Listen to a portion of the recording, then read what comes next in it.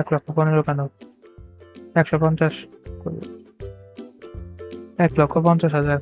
আরে কেউ বলে না কেন? আসসালামু আলাইকুম। আজকে এসে পারলাম হিসাব বিজ্ঞানের একটি সৃজনশীল নিয়ে, যেটি প্রি টেস্টে একটি স্কুলে এসেছিল। তো এই সৃজনশীলটা আজকে সমাধান করব। এই চ্যানেলে নিয়মিত কমার্সের, হিসাব বিজ্ঞান, ব্যবসায় উদ্যোগ, এইসব সাবজেক্ট এর প্রশ্নের সমাধান দেওয়া হবে। তো চলুন শুরু করি। তো হিসাব বিজ্ঞানের একটি সৃজনশীল এখানে লিখে নিয়েছি, নিয়াজ এন্টারপ্রাইজ।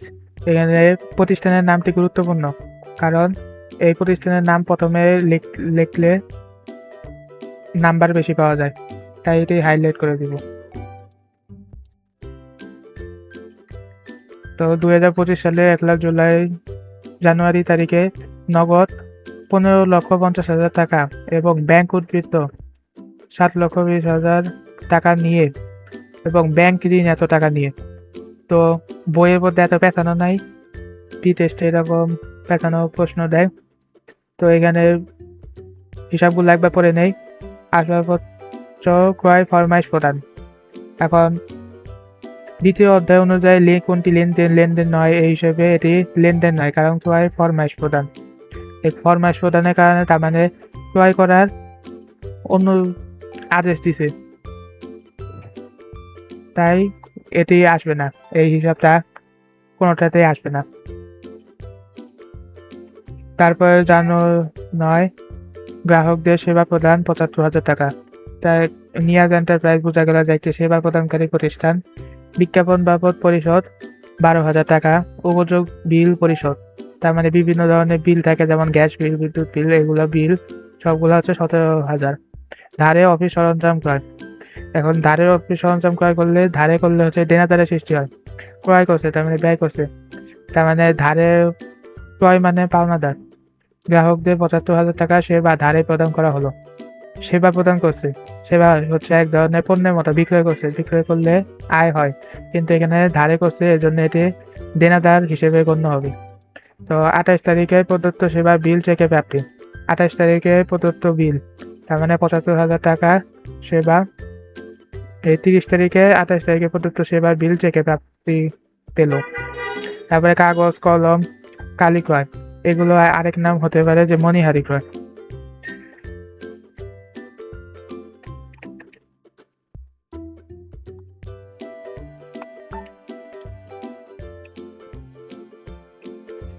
তো এটা মণিহারি ক্রয় হিসেবে লেখা থাকতে পারে যে মণিহারি কেনা হলো এত টাকা।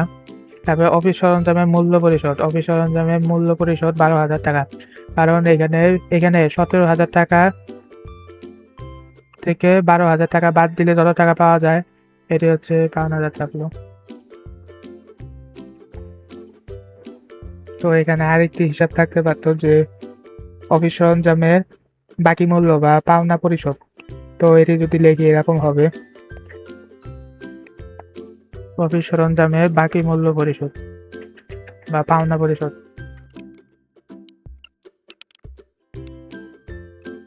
পাওনা পরিশোধ এভাবেও থাকতে পারে। তখন কি করতে হবে, এই 17,000 টাকাকে এই 12,000 টাকা থেকে বিয়োগ করার পর, তার মানে 17,000 টাকা, 17,000 বিয়োগ 12,000, 5,000 টাকা মাত্র লিখতে হয়। তো তো এখানে প্রথমেই বলছে যে প্রতিষ্ঠানটি প্রাথমিক মূলধন নির্ণয় করো। তো এটা এখন নির্ণয় করে দেখাবো। কালার করে নিলাম। প্রতিষ্ঠানের প্রাথমিক মূলধন নির্ণয়। তো আমি আরেক জায়গায় চলে যাচ্ছি, এখানে ছক এঁকে নিছি। তোমাদের এরকম একটি ছক আঁকতে হবে, উপরে আনুষঙ্গিক বিষয় লিখতে হবে। উপরে আনুষঙ্গিক বিষয় আরেকদিন দেখাবো। তো এখানে হচ্ছে তারিখ।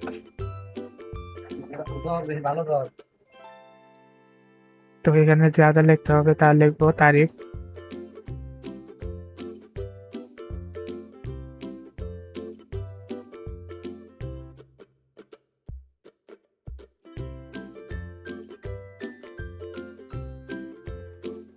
তো এখানে এসে বললাম, এখানে হচ্ছে প্রথমে 15,50,000 টাকা নগদ নিয়ে ব্যাংক শুরু করছে, তাই এই নগদটা মূলধনের সাথে যোগ হয়ে যাবে। তো চলে যাচ্ছে, তারিখ হচ্ছে 2025,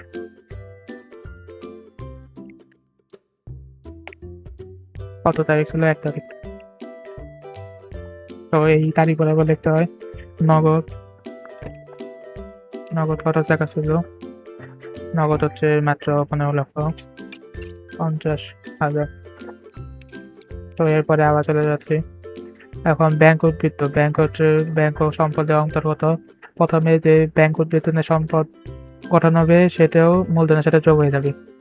তো যোগ করে দিচ্ছি। এই জানুয়ারি 1 লিখলেই ঠিক আছে। এর পরের লাইনে লিখছে হচ্ছে ব্যাংক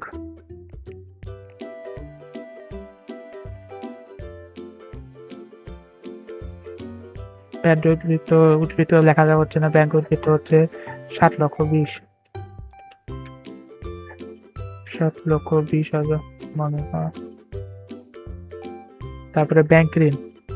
ব্যাংক ঋণটা প্রথমে মূলধন হিসেবে যোগ হলো, এটা আসলে পরবর্তীতে দেখা যায় এটি হচ্ছে দীর্ঘমেয়াদী দায়।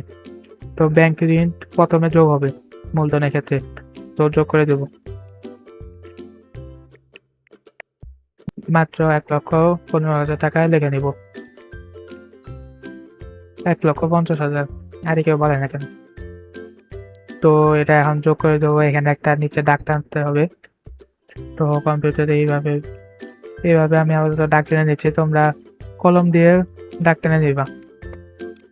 তো এখানে যোগফলটা লিখে দিব।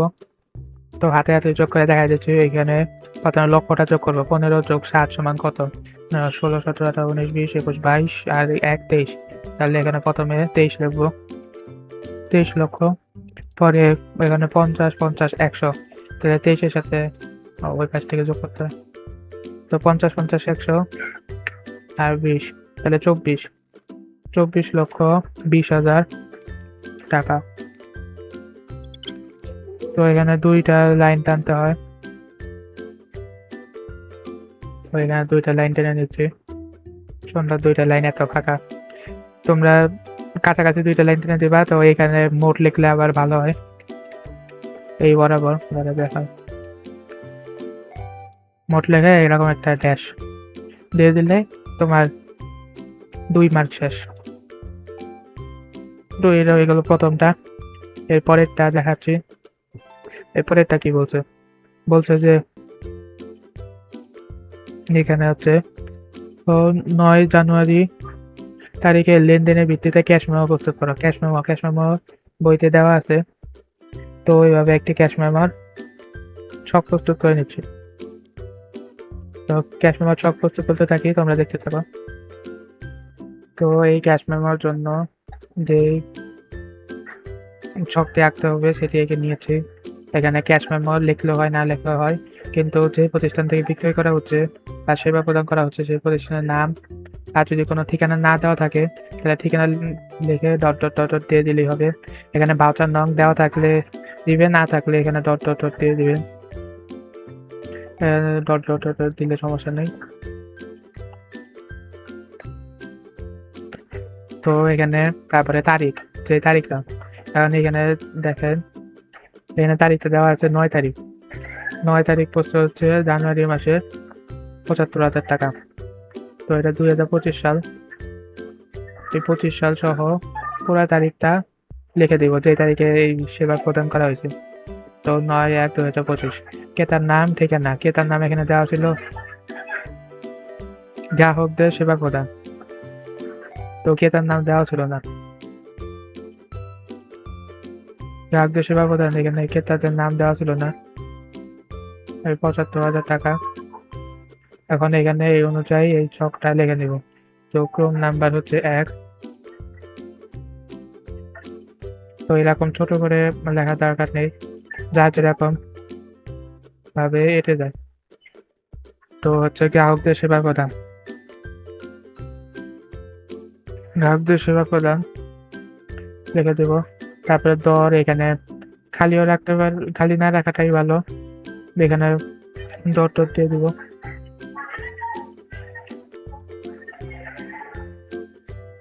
এখানেও এত দর না, হচ্ছে একটা দেশ বড় দেখে,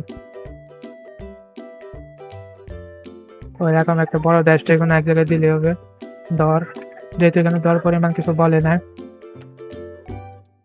এই জন্য এরকম। তো এরকম দুইটা দেশ, তো এখানে টাকা পরিমাণ হচ্ছে ৭৫,০০০ টাকা। তো এখানে পরে হচ্ছে গ্রাহকদের কোনো সুদ যেমন কিছুই নেই, বিজ্ঞাপন বাবদ শুধু বলছে যে ৯ জানুয়ারি তারিখে লেনদেনের ভিত্তিতে একটি ক্যাশ মেমো প্রস্তুত করা। ৯ জানুয়ারি গ্রাহক সেবা প্রদান করছে। তো এখানে গ্রাহক সেবা, তারপরে টাকা কোথায়, ৭৫,০০০ টাকা, ৭৫,০০০। এখন এখানে টাকা লিখবো না, কারণ এখানে প্রথমে টাকা লিখছিলাম। তো এখানে শেষে লিখতে হয় মাত্রটা লিখতে হয়, না লিখলে আবার স্যার ভুল হিসেবে ধরতে পারে। তারপরে এখানে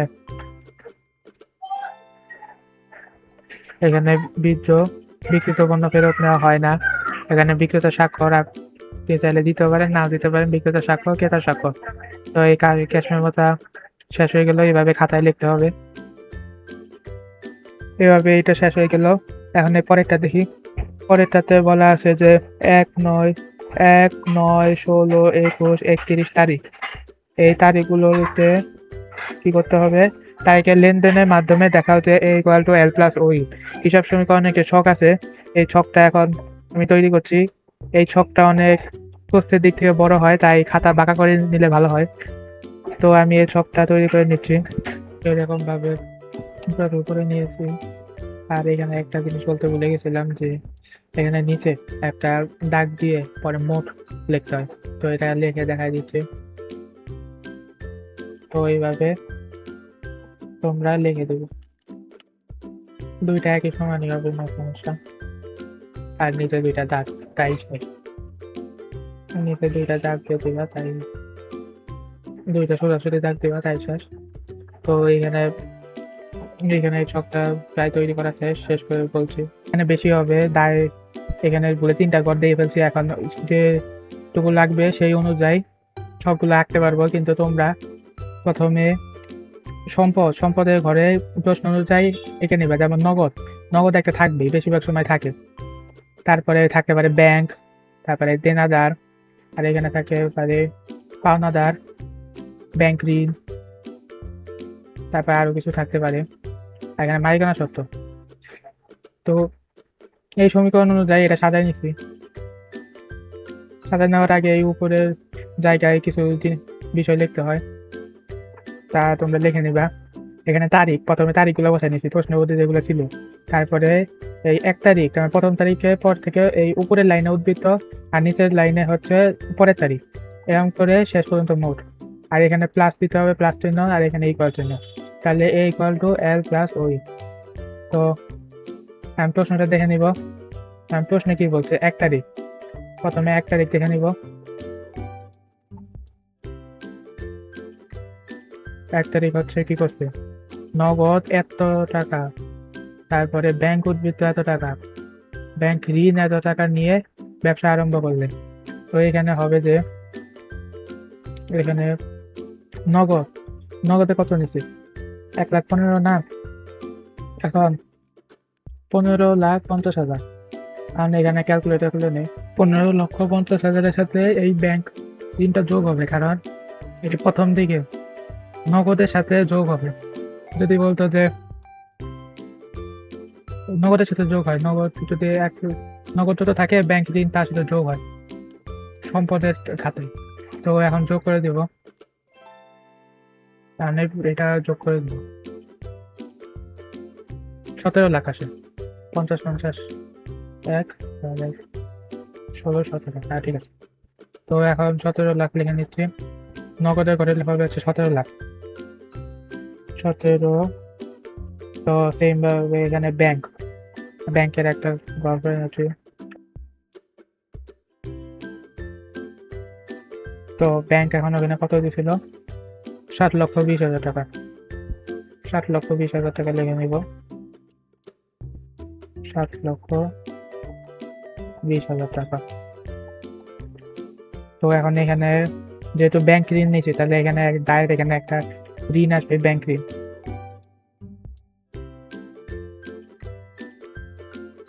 ব্যাংক ঋণ। এখানে এখন ব্যাংক ঋণ কত ছিল হচ্ছে 1,50,000 টাকা, 1,50,000 টাকা। আর এখানে মালিকানা সত্ত্ব এখানে হবে হচ্ছে এই তিনটা যোগফল। তো যোগফল করে ফেলি। আগেটার সাথে যোগ করবো হচ্ছে 7,20,000 টাকা, 24,20,000 টাকা লিখতে হবে না, এখানে টাকা লিখতে হয় না, এখানে শুধু অ্যামাউন্টটা বসাইতে হয়। তো এই অ্যামাউন্টটা হচ্ছে নিচের দিকে হয়, তো তোমরা নিচের দিকে দিবা। নিচে বসানো শেষ। এখন এইখানে যে উদ্বৃত্ত, তার মানে আগের হিসাবে যেই অ্যামাউন্ট ছিল সেই অ্যামাউন্টই এখানে বসে যাবে।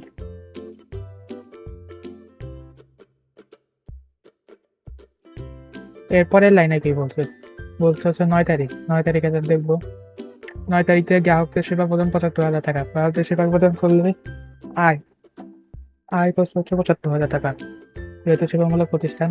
তো আয় হিসেবে নগদের সাথে যোগ হবে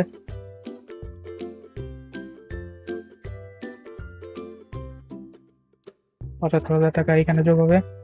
আবার এখানে মালিকানা সত্যের সাথে একবার যোগ হবে। তো যোগ হওয়ার পরে রেজাল্টটা এখানে দেখতে হবে।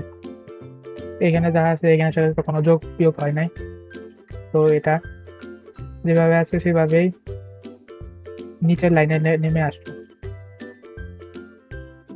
তো এখন পরের তারিখ দেখবো হচ্ছে 6 তারিখ, 16 তারিখ। 16 তারিখ কি হয়েছিল? 16 তারিখ হয়েছিল যে উপযোগ বিল পরিশোধ, তার মানে ব্যয় হয়েছে। উপযোগ বিল পরিশোধ মানে বিভিন্ন ধরনের বিল আছে, সেই বিলটা পরিশোধ করা হয়েছে, তাহলে ব্যয় করা হয়েছে। তো ব্যয় এখানে লেখার জন্য মাইনাস চিহ্ন ব্যবহার করা হয় না, ফার্স্ট ব্র্যাকেট ব্যবহার করা হয়। 17,000 টাকা। একবার নগদের সাথে যোগ হবে, বিয়োগ হবে, মালিকানা সত্যের সাথে বিয়োগ হবে, কারণ শুধু সেবা প্রদান করছে, তাও নগদ অর্থ থেকে। তো 75 থেকে 17 বাদ দিলে যত হয়, তো এখানে 17,58,000 টাকা। তো এরপরে কি বলছে? এরপরে বলছে হচ্ছে 21 তারিখ। 21 তারিখ কি মহান ঘটনা ঘটেছিল? 21 তারিখ হচ্ছে ধারে অফিস সরঞ্জাম ক্রয়। ধারে যদি অফিস সরঞ্জাম ক্রয় করে, ধারে ব্যয় হয়েছে, ব্যয় হলে কি হয়? হ্রাস পায়। এটা ধারে হয়েছে, তার মানে সে আমার কাছ থেকে পরে টাকা পাবে। পরে টাকা পাইলে তাহলে পাওনা যায়, আর যদি দেয় তাহলে দেনা যায়। তো 17,000 টাকা।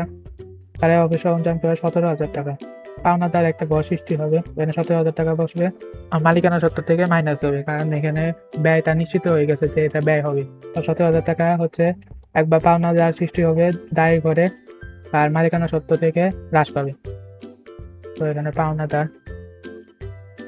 পাওনাদার এই ঘরে হচ্ছে 17,000 টাকা সৃষ্টি হবে। এভাবে কমাদের লিখলে হিসাব করতে সুবিধা হয়, তোমরা যেভাবে এটা লিখতে পারো। তো 78 থেকে 17 বাদ দিলে কত হয়? 24,61,000 টাকা। এখানে 17,000 টাকা। এখানে যা আছে তাই, কারণ এখানে কোনো হিসাব হয় নাই। কারণ 28 তারিখে কি হয়েছে? গ্রাহকদের 75,000 টাকা সেবা ধারে প্রদান করলে আমি সেবা প্রদান করছি, তাহলে আমাকে টাকা দিবে কত? 75,000 টাকা। কেন দেয় নাই? দিবে, দিলে হচ্ছে দেনাদার। তো দেনাদারের ঘর সৃষ্টি হবে, দেনাদারের ঘরে হচ্ছে 75,000 টাকা। দেনাদার হচ্ছে 75,000 টাকা, এটা আমি নিশ্চিত যে পাবো। তো এখানে 75,000 টাকা যোগ হয়ে যাবে পরে। তো 61 সাথে 75 যোগ করলে কত হয়? 1 ওখানের সাথে যোগ হয়ে যাবে, 25,36,000 টাকা। এখানে 17 থাকবে, সবগুলো আবার লেগে নিচ্ছে। এই তো অঙ্ক শেষের দিকে। এখন শেষে 31 তারিখ। 31 তারিখে কি এমন হয়েছে? অফিস সরঞ্জামে বাকি পাওনা পরিশোধ। ও, এটা তো আমি বোঝানোর জন্য লিখছিলাম, আমি ভুলে গেছি। তো মেরে খাতা। আসল 31 তারিখে হয়েছিল অফিস সরঞ্জামের মূল্য পরিশোধ 12,000 টাকা।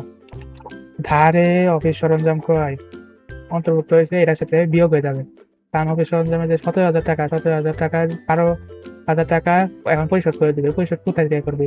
নগদ থেকে করবি। তো নগদের এখানে হচ্ছে 12,000 টাকা মাইনাস হবে, আর হচ্ছে পাওনাদারে 12,000 টাকা মাইনাস হবে। তো এখানে যে হিসাবটা শেষ করে দেবো। এখানে কখনো দেখা গেলো যে সবগুলো হিসাব শেষে একটা ঘর বেশি হয়েছে, তাহলে এটা এখন কি করা যায়? তো এটা এখন ড্যাশ দিয়ে দিব, একটা লম্বা করে ড্যাশ দিয়ে দিবা যে এখানে কিছু ঘটে নাই, বা এখানে এই ঘরটা আঁকারই দরকার নেই। এটা হচ্ছে যখন তুমি ভুলে এঁকে ফেলছো তখন। তো এটা এমনি মাঝখান বরাবর দিয়ে দিবা। এখন যে হিসাবে উদ্বৃত্ত গুলা, এই উদ্বৃত্ত ঘরে তার মানে শেষে যোগ বিয়োগ করে যে মান বেড়েছে প্রত্যেক ঘরে, ওই ঘরগুলা এখন লিখবো। 75 থেকে 12 বাদ দিলে কত হয়? মাত্র 5,000 টাকা। মাত্র 5,000 টাকা বাকি আছে পাওনাদার। 58 থেকে 12 বাদ দিলে কত হয়? 17,46,000 টাকা। তো এখন এগুলো যোগ করে দিব, আমাদের ক্যালকুলেটর বাবা সাহায্য করবে। তো 17,46,000 টাকা। তো এটা যেটা বেরোচ্ছে এটা আপাতত এখানে লিখে রাখছি 25,41,000 টাকা। তো এখানে একই বেরোতে হবে, না হলে পুরো অঙ্ক বেঁচতে যাবে। দেখি হয়েছে নাকি, আমি কনফিউজ।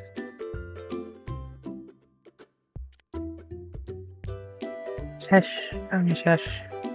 দাঁড়া আমি একটু বুঝে নিই, পরে তোমাদের বোঝাই। 6, এখানে 8 কে মনে করছিলাম হচ্ছে 4, 2, 3, 8, 6, কিন্তু আমি লিখছিলাম 4, 6, এই জন্য 40,000 টাকা ডিফারেন্স আসছিল। তো এখন উত্তর হয়ে গেছে, লিখে দিব। উত্তর মিলাই দেখা যায় একবার, এইটা আর এইটা একই মিলছে, শেষে প্রিন্টার সময় বসাই দিব। তো এখন লিখে নিচ্ছি।